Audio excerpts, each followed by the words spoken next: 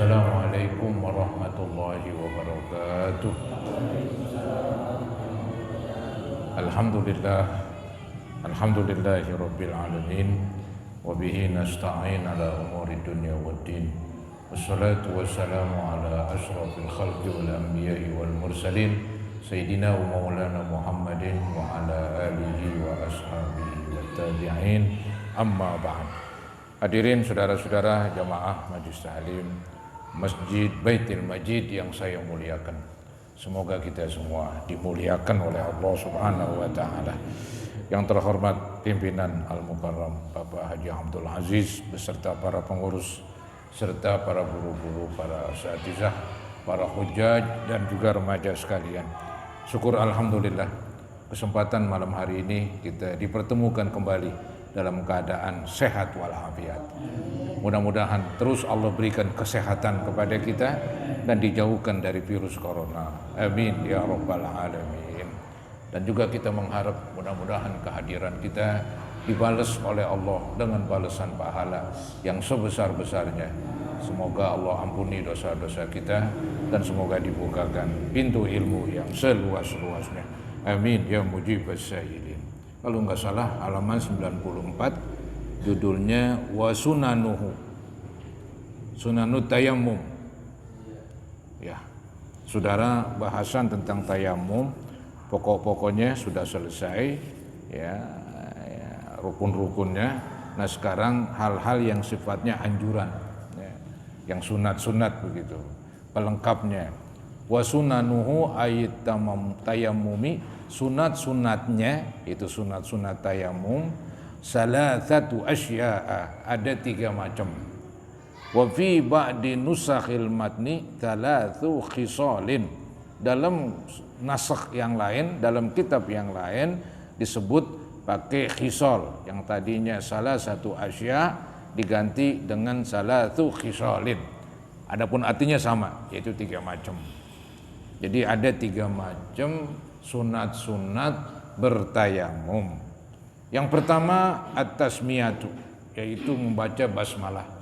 Ya ini yang wajarlah, artinya segala perbuatan yang baik memang dianjurkan untuk dimulai dengan basmalah, ya. Baca bismillah. Kemudian sunat yang lain yaitu wa taqdimul yumna minal yadaini alal yusra minhuma. Mendahulukan yang kanan dari 2 tangan atas yang kiri dari keduanya.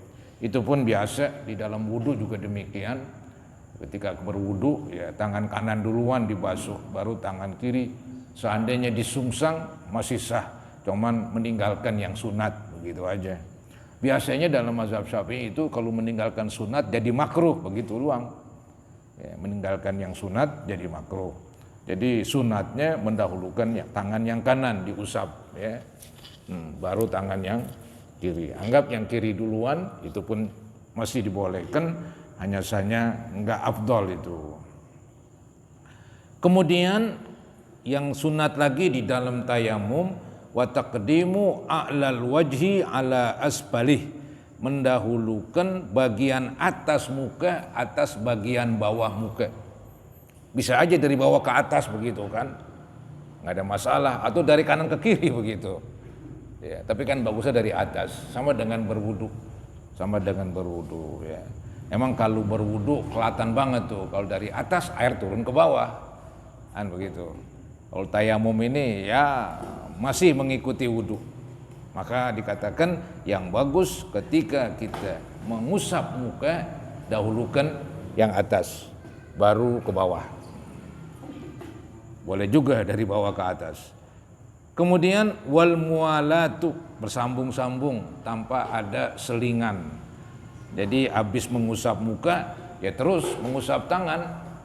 Boleh aja habis mengusap muka, aduh aus minum dulu minum. Baru dah mengusap tangan. Ya enggak apa-apa, kayak wudu juga begitu. Habis basuh muka, waduh kelupaan ambil anduk. Ntar terusin ya membasuh tangan. Cuman kan antara muka dan tangan diselingin dengan kerjaan. Nah, itu namanya enggak mualat. Ya enggak bagus aja lah. sunatnya mualat, bersambung-sambung, tidak ada yang nyelak begitu. Maka di sini disebut wal mualatu wasabaqa ma'naha fil wudu katanya. Mualat ini sudah berlalu maknanya di dalam penjelasan wudu yang tadi saya terangkan begitu. Wa baqiya litayammumi sunanun ukhra, dan masih nyisa bagi tayamum sunat-sunat yang lain. Mazkuratun fil mutawwalat, disebutin di dalam kitab yang panjang-panjang, yang besar-besar. Minha, nah ini masih disebutin juga ini. Di antaranya itu yang belum disebutin sisa dari sunat-sunat tayamum, naz'ul mutayammimi khotimahu, mencopot orang yang bertayamum akan cincinnya. Naz'ul mutayammim yaitu mencopotnya orang yang bertayamum khotimahu, cincinnya, fid darbatil ula, pada waktu pukulan pertama. Kan kita tahu ya, di dalam bertayamum itu 2 pukulan. Pukulan pertama buat muka, pukulan kedua buat tangan. Nah giliran buat muka, di tangan ada cincin, nggak ngaruh dia. Toh keusap juga tuh muka begitu. Kali juga giliran ada cincin di sini, ada bagian muka nggak keusap, kagak lah kan begitu. Cuman sunatnya copotin, copotin itu sunatnya, fid darbatil ula, copotin sunatnya supaya nggak ada yang ganggu, ya, nggak ada yang istilahnya ngeribetin, ya, ketika kita mengusap muka. Jadi tangan ini full ada debunya. Kalau ada cincinnya atau kan ada selempengan cincin kan mungkin nggak kena misalnya kan begitu. Jadi sunatlah ketika pukulan pertama kita copotin, tapi ketika pukulan kedua wajib dicopotin. Wajib dicopotin. Soalnya kalau kita pakai juga entar seukuran yang cincin ini ketutup, kemudian nggak kena debu. Baik waktu memukulnya atau waktu mengusapnya. Maka giliran pukulan kedua wajib dicopot. Giliran pukulan pertama sunat dicopot. Itu aja sih. Nih, saya ulangin. Ya. Minha naz'ul mutayammimi khatimahu fid darbatil ula. Sunat yang tidak disebutkan di sini ya, sisanya lagi yaitu mencopotnya orang yang bertayamum, atau orang yang bertayamum mencopot. Orang yang bertayamum mencopot cincinnya fid darbatil ula, itu sunat. Ya. Amma tsaniyatu, adapun pukulan yang kedua untuk mengusap tangan, fayajibu, maka wajib itu. Fayajibu naz'ul khatami fiha, wajib mencopot cincinnya fiha pada pukulan kedua, biar tangan kena debu. Ya, tangan kena debu. Anggaplah nanti nggak keusap begitu, ya kan? Tapi tadi kan waktu mukulnya udah kena gitu. Nah kalau istilahnya ada cincinnya, waktu mengusapnya, waktu menyentuh debu, ya kealingan bagian kulit itu yang ketutup cincin itu nggak kena debu. Ntar waktu diusap ya debu susah, bukan kayak air. Air itu kan dia masuk nyelinap begitu. Ya. Kalau air tuh dia lebih istilahnya lebih mudah memasuki bagian-bagian yang longgar-longgar. Kalau debu harus didorong, harus dibantu. Maka sebaiknya dicopot pada pukulan, bukan sebaiknya wajib di pukulan kedua dicopot itu cincin. Selesai itu dah yang sunat-sunat di dalam bertayamum. Walladhi yubtilu tayammuma salasatu asya'a. Nah ini yang membatalkan tayamum. Yang membatalkan tayamum ada 3 macam juga ini. Ahaduha, salah satunya, kullu ma abtalal wudu, segala yang membatalkan wudu. Ya, kita tahu dulu yang batalin wudu ada 6 gitu. Maka ini 6 macam ini kalau ada ya batalah tayamumnya. Buang angin, menyentuh misalnya, menyentuh lawan jenis, menyentuh kemaluan, kan begitu ya. Kubula medubur gitu. Nah, itu kan membatalkan wudu. Ya, buang angin, kencing, nah, itu juga membatalkan wudu. Nah, juga membatalkan tayamum.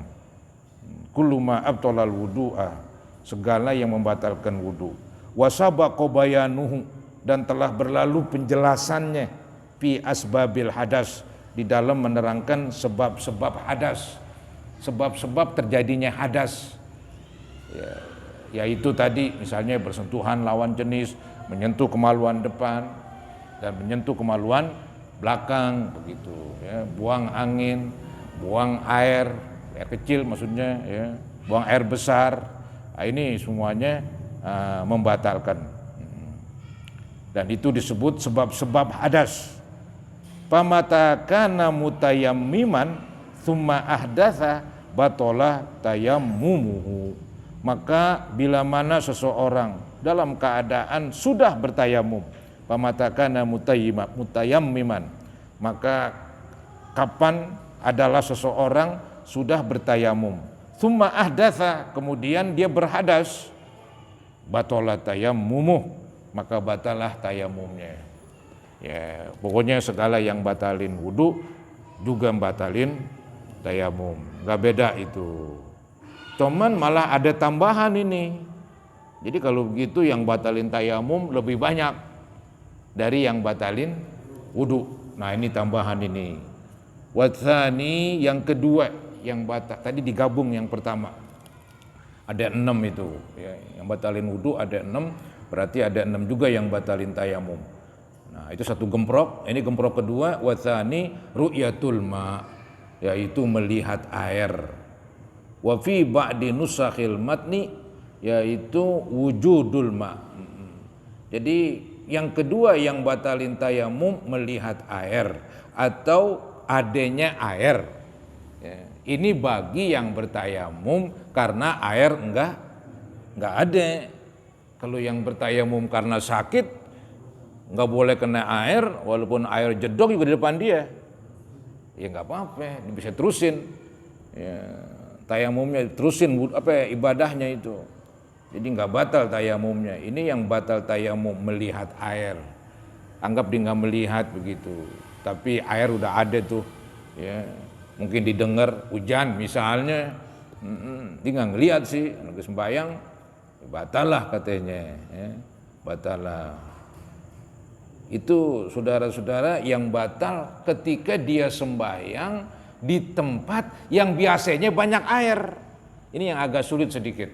Mazhab Imam Syafi'i, orang tuh bertayamum gara-gara nggak ada air. Ada 2 kemungkinan. Kemungkinan pertama, dia bertayamum di tempat yang biasanya banyak air, kayak di kita ini, istilahnya di pemukiman. Di pemukiman biasanya banyak, suatu ketika air nggak ada sama sekali, sumur nggak ada, apa nggak ada, ya, bertayamumlah, sembahyang, baru 1 rakaat turun hujan, batal. Kok batal? Kan udah masuk ke ibadah sembahyangnya, karena percuma juga, lantaran dia istilahnya anggaplah hujan nggak turun, tetap aja nanti wajib qadha, tetap wajib dia qadha sembahyang yang dikerjakan dengan tayamum di tempat yang biasanya banyak air. Pada waktu itu emang nggak ada air, maka orang ini walaupun tayamumnya nggak ada yang ganggu, air nggak turun, sembahyangnya sampai selesai. Ya. Setelah beberapa hari baru ada, wajib tuh diulangin dengan alasan dia bertayamum di tempat yang biasanya banyak air. Kebalikannya, bila mana dia bertayamum di tempat yang biasanya enggak ada air, padang pasir misalnya kan, padang pasir atau di mana tempat-tempat terserah lah, yang penting gambarannya begitu ya. Dia bertayamum begitu, habis bertayamum disembahyang, tengah-tengah sembahyang turun hujan, nggak batal, terusin, karena dia udah masuk ke ibadah. Pada waktu masuk ibadah sholat, emang kenyataannya air nggak ada. Ini adanya ketika di tengah-tengah katanya sembahyangnya diterusin, dan nggak wajib qadha, dan juga nggak wajib qadha. Anggap dia misalnya selama hidupnya tinggal di padang pasir. Kemudian kalau sembahyang selalu tayam, setelah itu turun gunung misalnya, ya pulang kampung lah istilahnya, dan sudah di kampungnya banyak air, nggak wajib qada tuh. Yang dulu puluhan tahun di bertayamum, karena di bertayamum di tempat yang biasanya enggak. Ini mungkin mazhab Syafi'i menghubungkan dengan perempuan. Perempuan biasanya head ya. Ya biasanya perempuan head, kalau enggak head malah jarang lah kan begitu. 99% perempuan head. Ketika head, apakah wajib qada dia kalau enggak sembahyang? Enggak wajib qada. Karena emang biasanya head begitu. Ya. Cuman nggak ada contoh orang perempuan jarang-jarang head begitu, jarang dah. Maka tuh orang perempuan dia nggak wajib qada. Anggap dia head seminggu nggak udah ya liwat aja udah. Tapi kalau puasa karena jarang-jarang setahun sekali, iya, lagi puasa datang men, ya udah batal. Cuman nanti wajib diqada. Itu tuh mungkin kesana tuh hubungannya tuh. Jadi yang jarang-jarang terjadi ya itu wajib qada itu. Ya. Di tempat yang biasa ada air, jarang nggak ada air. Ya, biasanya air ada aja begitu. Walaupun listrik mati misalnya, orang banyak akalnya dah. Banyak akalnya dipakai genset atau dibeli air, di apaan? Yang murahan isi ulang. Atau air pump lucu jadinya air pump. Ketika listrik mati, air pump nggak mati. Itu ada yang ngomong begitu. Udah pakai air pump aja, enak juga ya. Banyak orang kerubutin tuh, orang pada minta di air pump. Yang kemarin tuh, iya. Enak juga air pump itu. Ketika listrik mati, ya dia tetap aja jalan dari pusatnya sono listrik nggak mati. Atau dia punya dasar tersendiri kali. Dia bisa pompa begitu. Ya. Jadi kesimpulannya kita ini biasa ada air, nggak ada air jarang. Maka kalau tayamum, gara-gara nggak ada air, silakanlah tayamum. Cuman nanti wajib ganti. Anggap lagi sembahyang, turun hujan ya batal aja. Ya percuma soalnya diterusin. Ya. Bayar-bayar juga, lu pikirin aja. Repot ngomongnya itu. Bayar-bayar juga. Ya. Anggap nggak turun hujan sampai selesai. Assalamualaikum. Baru turun, tetap aja wajib ganti, qadain, karena kita sembahyang nggak ada air, cuman di tempat yang biasanya banyak air. Repot itu. Itu mazhab Syafi'i begitu tuh penjelasannya. Wasani ru'yatul ma wa fi ba'di nusakhil matni wujudul ma fi ghairi waqtis shalah. Pada bukan waktu sembahyang. Pada waktu bukan sembahyang. Ini khususnya di tempat yang biasanya nggak ada air. Biasanya nggak ada air di padang pasir. Kita tayamum, belum sembahyang, air datang. Ya udah, batal tayamumnya, wajib berwudu karena air udah ada dan kita belum masuk ke udah takbiratul ihram katanya terusin begitu, terusin. Itu yang dikatakan. Wasani ru'yatul ma wa fi ba'di nusakhil matni wujudul ma fi ghairi waqtis shalah. Adanya air atau melihat air ya di bukan waktu sembahyang. Sebelum sembahyang maksudnya. Paman tayammama li faqdil ma. Barang siapa yang bertayamum karena ketiadaan air. Summa ra'al ma, kemudian dia melihat air. Au tawahhamahu, atau dia menyangka mengira-ngira air ada begitu, air datang, ada itu truk bawa air begitu. Qabla dukhulihi fis shalah, sebelum dia masuk sembahyang. Jadi dia lagi mungkin pakai kain atau ngambil baju udah tayamum mau sembahyang, dia ngelihat air atau dia mengira emang ada air, ada kedengaran suara mobil, orang teriak-teriak air, wah ya udah jangan sembahyang dah. Dengan tayamum tadi batalin karena belum masuk sembahyang begitu. Dikatakan qabla dukhulihi fis shalah, sebelum dia masuk ke dalam salat ya. Nah di sini batalah tayamumnya karena sebelum masuk salat udah ada air. Fa in ra'ahu ba'da dukhulihi fiha, maka apabila dia melihat air ya, ba'da dukhulihi setelah dia memasukinya fiha pada salat, dimasuki udah salat, anggap tengah-tengah sholat, dia melihat air. Wa kanatis sholah mimma la yaskutu farduha bitayammum, dan adalah sholat itu yang tidak gugur fardunya dengan tayamum. Enggak gugur tuh sembahyang fardu gara-gara tayamum. Karena saya bilang yang tadi itu, dia bertayamumnya di tempat yang biasanya banyak air. Kembali lagi yang tadi ini, kalau orang bertayamum di tempat yang biasanya banyak air, waktu itu air nggak ada, itu nggak gugur kewajiban sembahyang. Jadi itu istilahnya dia sembahyang sebatas mungkin istilahnya menghormati waktu udah. Nanti datang air wajib lagi sembahyang tengah-tengah batalin. Karena percuma begitu, ntar kodo juga. Ya. Jadi keparduannya nggak gugur, alias masih kodo, ya, masih kodo. Ya. Nah, dicontohin ini kasolati mukimin tuh, seperti sembahyangnya orang yang tinggal di pemukiman. Kayak kita ini kan pemukiman. Kalau padang pasir bukan pemukiman, tapi orang tempatin di situ. Ya air susah. Maka dia sepanjang hidupnya tayamum terus. Ya, di pulang kampung banyak air, nggak wajib ganti tuh. Yang dulu-dulu puluhan tahun disembahyang. Ya. Nah ini ceritanya lain ini, kasolati mukimin, seperti sholatnya orang yang tinggal di pemukiman begitu. Mukimin ini sih artinya lawannya musafir. Cuman di negeri Arab kalau musafir air nggak ada dah begitu. Kalau di kita sih lain, kita ini musafir mau ke Bandung, mau Surabaya, kanan kiri kita banyak air. Lagi lewat naik kereta begitu, kita lihat sawah mulu, sawah kan banyak air. Begitu. Di padang pasir sono ya pasir mulu ya. Jadi kasolati mukimin, seperti sholatnya orang yang tidak musafir. Ya. Batolat pilhal itu batal langsung ketika ada air. Ya. Au mimma yaskutu parduha bitayamum, atau dia bertayamum yang menggugurkan kewajiban sembahyang. Contohnya kasolati musafirin, seperti sembahyangnya orang yang musafir. Orang yang musafir ini bukan musafir di kita ini.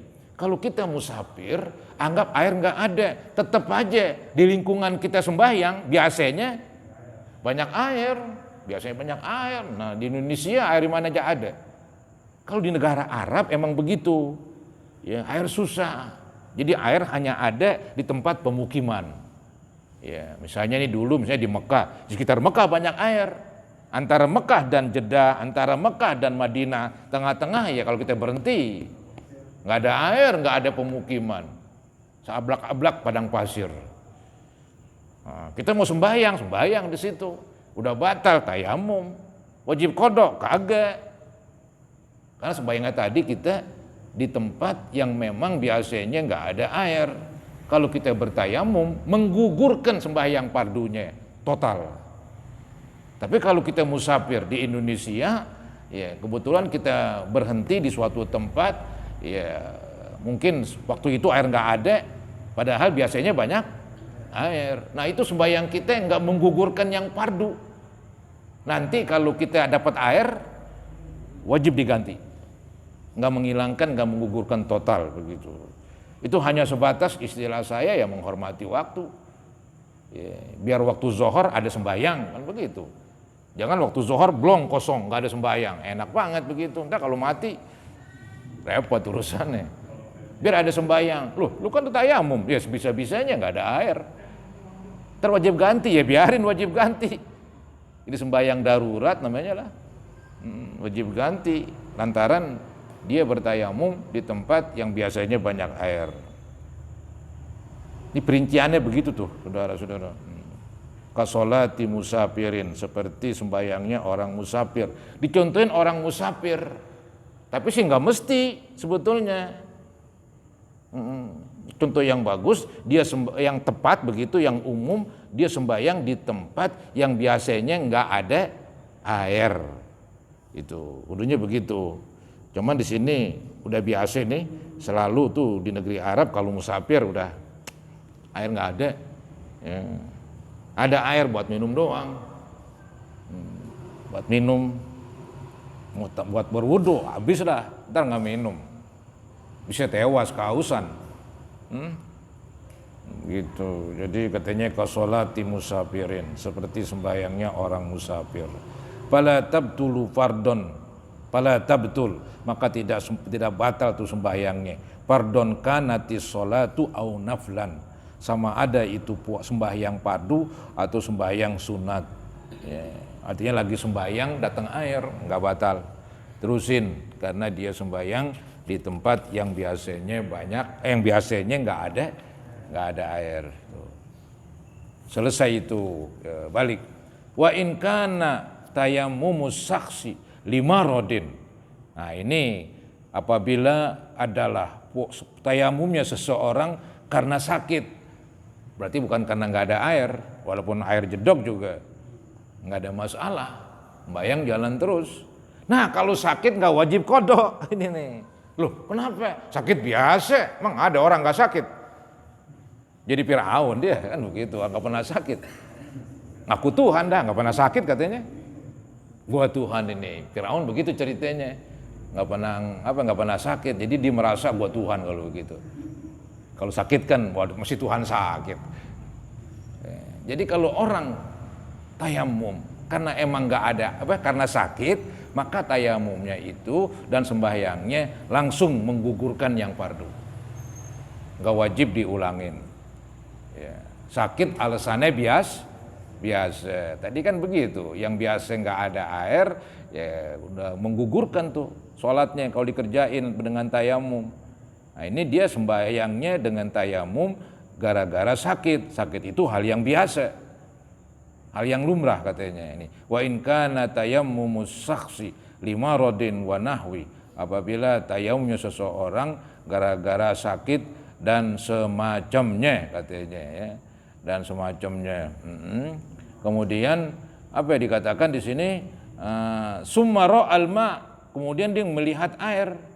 Bala atharo, maka nggak ada pengaruhnya di ru'yatihi dengan sebab dia melihat air. Bal tayammumuhu baqin, tetapi tayamumnya tetap ada bihalihi dengan keadaannya itu, dengan keadaan dia lagi sakit begitu. Mungkin yang repot gambarannya dia sembahyang 4 rakaat, iya, baru 2 rakaat baik sakitnya. Jarang sih, susah untuk contohin. Jadi 2 rakaat dalam keadaan sakit, 2 rakaat dalam keadaan sembuh. Bagaimana contohnya kalau begitu? Iya, batal juga kan begitu. Tapi kan nggak ada, susah itu.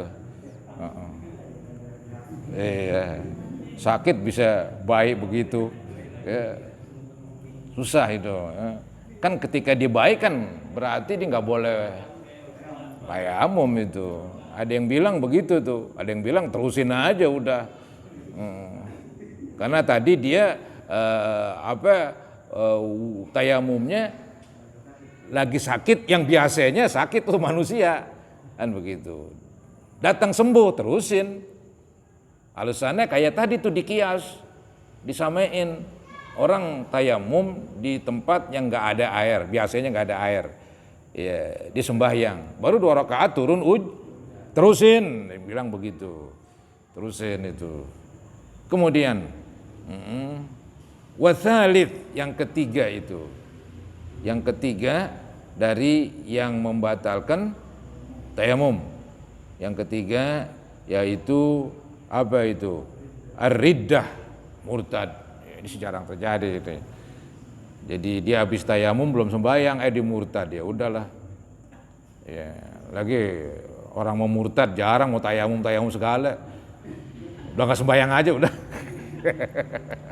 Seandainya untuk menggambarkan murtad membatalkan tayamum begitu. Kalau dimasuk Islam lagi, dia mau sembahyang ya tayamum lagi. Yang tadi nggak haji, udah batal gara-gara lu murtad. Disadar, ya balik lagi Islam. Nah, mau sembahyang dah, walaupun belum batal, nggak kena itu tayamum yang tadi. Murtad itu membatalkan tayamum. Dikatakan wa tsalis ar-riddatu wa hiya qat'ul Islam.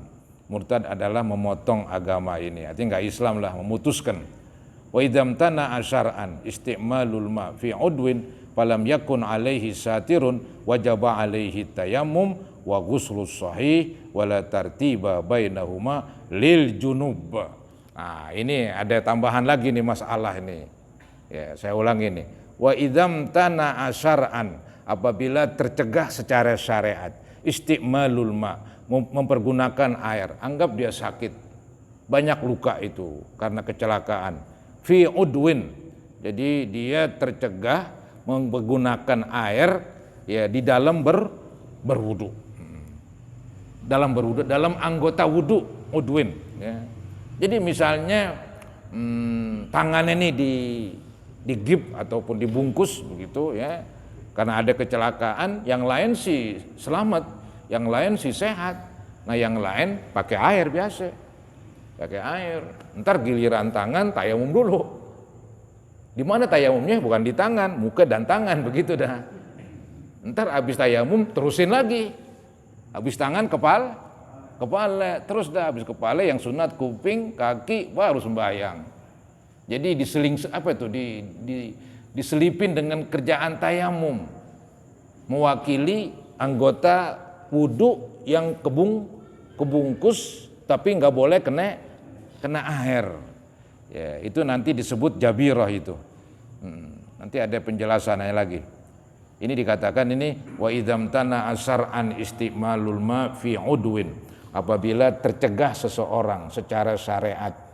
Secara syariat dia tercegah, nggak boleh pakai air lantaran sakit. Fi udwin, pada anggotanya. Fa illam yakun alaihi satirun, maka apabila ini anggota yang nggak boleh kena air, nggak ada pembungkus, nggak ada penutup, ya mungkin kayak orang apa sini ya, pokoknya nggak digip dah, nggak terbuka aja, cuman nggak boleh kena air, ya anggap karena luka kebakar kali. Ya. Wajib alaihi tayammum, wajib dia tayamum katanya. Wa ghuslus sahih, dan wajib membasuh yang sehat. Jadi ini mau digambarkan ada anggota wudu yang enggak dibungkus, nanti ada anggota wudu yang dibungkus, itu dibedakan dua.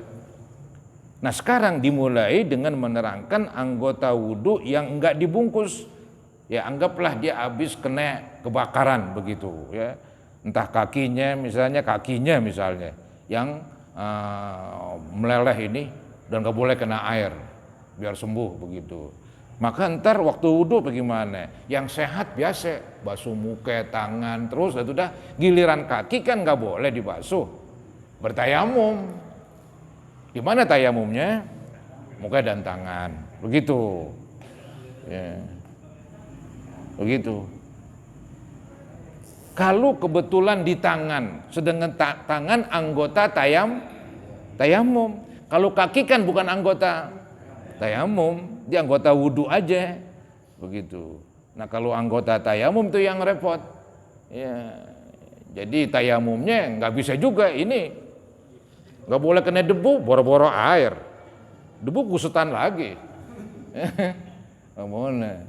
Jadi tayamumnya nggak mengenai tangan, hanya sebatas muka doang, tangannya gugur, karena nggak boleh kena debu, begitu. Ntar infeksi katanya, kan begitu ya. Maka di sini ya udah dia sembahyang, nanti sembahyangnya dia mesti qada itu, lantaran tayamumnya nggak sempurna, anggota tayamumnya nggak boleh kena debu begitu ya. Coba kita lihat ya. Jadi fa illam yakun alaihi satirun. Ya, tadi kan dikatakan apabila seseorang enggak boleh kena air. Agama udah membenarkan memang enggak boleh kena air fi udwin, pada suatu anggota ya. Kemudian fa illam yakun alaihi satirun, apabila anggota itu enggak dibungkus, ngablak aja begitu. Entar cerita dibungkus. Entar cerita kedua yaitu digip, kan dibungkus namanya. Atau dikasih plesteran, itu dibungkus juga namanya. Nah ini enggak sama sekali nih, ngablak aja begitu. nggak dibungkus. Ya. Fa illam yakun alaihi satirun wajaba alaihi tayammum, wajib bertayamum. Cuman kalau giliran tangan yang kebakar itu repot, karena anggota tangan anggota tayamum. Ketika ditayamum, tayamumnya nggak sempurna, cuman mengusap muka doang, tangannya nggak diusap karena nggak boleh, lantaran sakit tadi. Ya udah, nanti dia sembahyang hanya menghormati waktulah kasarnya. Nanti udah sembuh, ngulangin lagi. Kecuali kalau tayamumnya sempurna, kayak kaki itu, kakinya kena api begitu. Nah itu nggak ada masalah tayamumnya. Giliran kaki kan nggak boleh kena air, lompat berbalik untuk mengusap muka dan tangan untuk melaksanakan tayamum. Mundur lagi, itu kalau dia wudu. Kalau dia junub sih bebas, tayamum dulu baru pakai air. Tapi kalau berwudu nggak bisa begitu, karena wudu itu ada tartib. Apa tartib? Muka duluan, nggak boleh kaki duluan, muka duluan. Nggak boleh tangan duluan, mesti muka. Nah kita berwudu kan tartib, muka, tangan dan seterusnya. Giliran kaki nggak boleh kena air, terpaksa mundur. Tayamum, mengusap muka, mengusap tangan, kan begitu ya. Nah itu sah itu. Artinya tayamumnya keren, tayamumnya bagus. Karena anggota tayamum beres dikerjain, muka dan tangan. Dia nggak wajib qada, nggak wajib. Ya. Karena kaki yang nggak boleh dibasuh ame air udah digantiin, diwakili dengan tayamum. Ya biasalah namanya tayamum pada muka dan tangan ya. Agak repot banget ini. Baik, selanjutnya nih ya. Dikatakan tadi apa? Wajaba alaihi tayamum tuh. Karena nggak boleh kena air anggotanya itu, dan wajaba alaihi tayamum wa ghuslus shahih. Wajib atasnya juga membasuh yang sehat. Muka nggak kena kebakar, wajib dibasuh air. Tangan nggak kebakar, wajib basuh air. Cuman kaki doang dikebakar, tadi nginjak tabunan misalnya ya. Tabunan diinjak barangan aja. Habis meleleh tak kakinya misalnya kan. Ya udah tayamumin. Begitu. Wala tartiba bainahuma lil junub tuh. Enggak wajib tartib, enggak wajib berurutan. Ketika dia junub, anggap saya junub, kaki saya bekas nginjak tabunan, kena api kan begitu. Nah saya kan junub kan mesti mandi. Nah mandi itu kan enggak ada tartib. Kita boleh mandi kepala duluan, boleh tengah duluan, boleh kaki duluan. Nah kalau begitu dia enak nih tayamumnya, tayamum dulu. Biar ntar kebasuh dengan air kan begitu. Tayamum dulu, habis tayamum baru mandi. Giliran kaki itu jangan kena air. Ya. Jadi begitu. Boleh dahuluan. Kalau tadi wudu nggak boleh. Harus ngikutin aturan. Ya, dia nggak boleh langsung tadi tayamum dulu baru membasuh muka, enggak. Jadi basuh muka dulu, wudu. Tangan, kepala, kuping, giliran kaki baru tayamum. Baru tayamum. Kalau junub nggak begitu, dibebas. Maka karena dibebas, yang enak tayamum dulu, biarin kotor, ntar kena air, kan cocok gitu. Mesti kena air dulu baru kena debu, kan repot urusannya. Karena junub nggak ada tartib dalam anggota kita, gitu. Tuh, dikatakan wala tartiba bainahuma lil junub. Enggak wajib tartib katanya.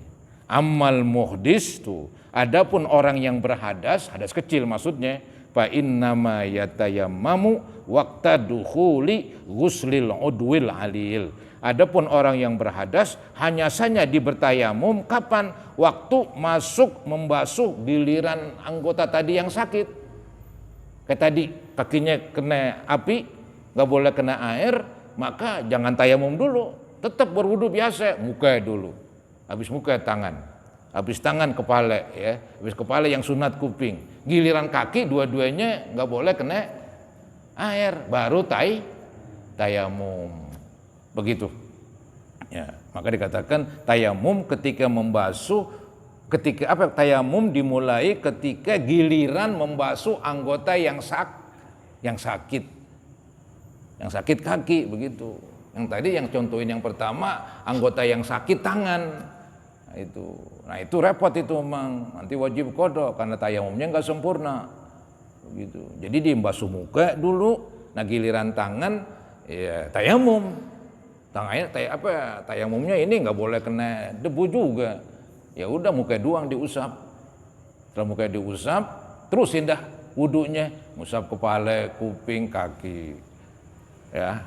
Kemudian tadi dikatakan wa ammal muhdisu, adapun orang yang berhadas kecil, fa innama yatayammamu, maka hanya saja dia bertayamum waqta dukhuli, yaitu kapan? Waktu masuk wuslil udwil alil, waktu masuk membasuh anggota yang sakit. Nah, kemudian fa in kana alal udwi satirun. Ini lawan yang tadi tuh. Tadi kan fa ilam yakun alaihi satirun. Anggota yang sakit nggak ada pembungkus. Sekarang apabila anggota yang sakit ada pembungkus, nah itu yang biasanya, iya, dia luka pakai tensoplas, itu ramenya, atau kecelakaan, digip, kebungkus semua itu. Ya. Nah itu kayaknya yang akan datang tuh dah panjang ceritanya, panjang. Fa in kana 'alal udwi satirun fa hukmuhu madhkurun fi qaulil musannif wa sahibul jabair jam'u jabirah, dan seterusnya. Ya, cukup dulu dah segitu para hadirin. Ini tegang nih kita nih, pakai otak sini. Harus konsentrasi ini ngajarnya nih. Kalau salah konsentrasinya salah juga ngomong udah. Ya. Oh iya, saya ingat itu ada pertanyaan yang dulu. Ya, apabila bapak utang, apakah anak wajib bayar? Kan secara pemerintah kan enggak, paling yang disita harta siapa? Harta bapak, anak hartanya enggak disita. Saya lihat-lihat begitu, saya buka di Google, saya cari fatwa orang Mesir.